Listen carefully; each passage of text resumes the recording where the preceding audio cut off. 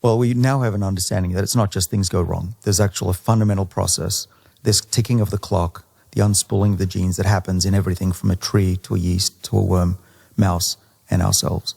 That's a fundamental cause of aging that leads to a lot of things going wrong. There are hallmarks of aging that lead to disease. And we see these in clinics, and doctors are trying to treat the end stage of that process, often too late, putting a Band-Aid on a problem. What I'm saying, and what we've been discussing, is that there's a layer above all these diseases in the course of aging, and that is the regulators.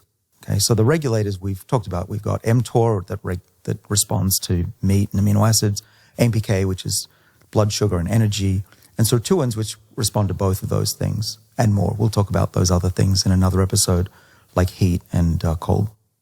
And what they do is that they're slowing down all those bad processes. The main one that's driving all these other bad things and these diseases we call diseases of old age is the X differentiation process.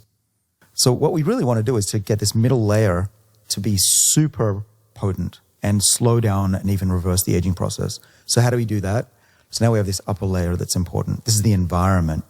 It turns out that most of what regulates this middle protective survival layer is not the genetics that you get from your parents. That's 20% of the control of aging. We know that from a twin study of really old data from Denmark. Yeah, there's a study by Christensen et al. 2003 that looked at Danish twins that are genetically identical, but they live different lifestyles. They have different environments. Some smoked, some didn't. Some exercised, some didn't. And so now we know that even though if you're genetically identical, 20% of that, it determines your health in later life, slows down aging. But 80% is in your own hands, how you live your life. And that's the top layer that controls the longevity genes, that controls the X differentiation and disease process.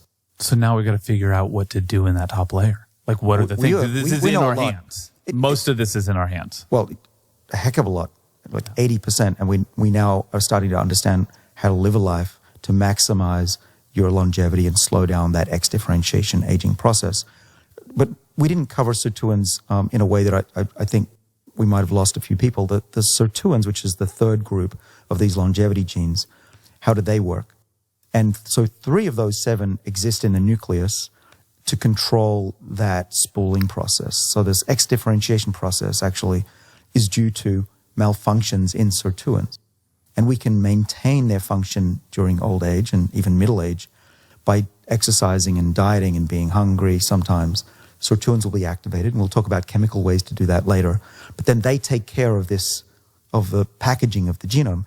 Remember I said sirtuins are, SIR stands for silent information regulator.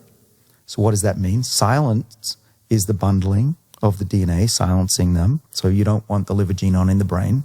Information is the DNA, and they regulate it. Sirtuins, it's in the name. And in fact, in the 1990s, that's why I've been working ever since on trying to understand and test my information theory of aging, which has only recently, thanks to the book, become a very popular theory in biology, and in fact is now, I would say, the leading theory of why we age.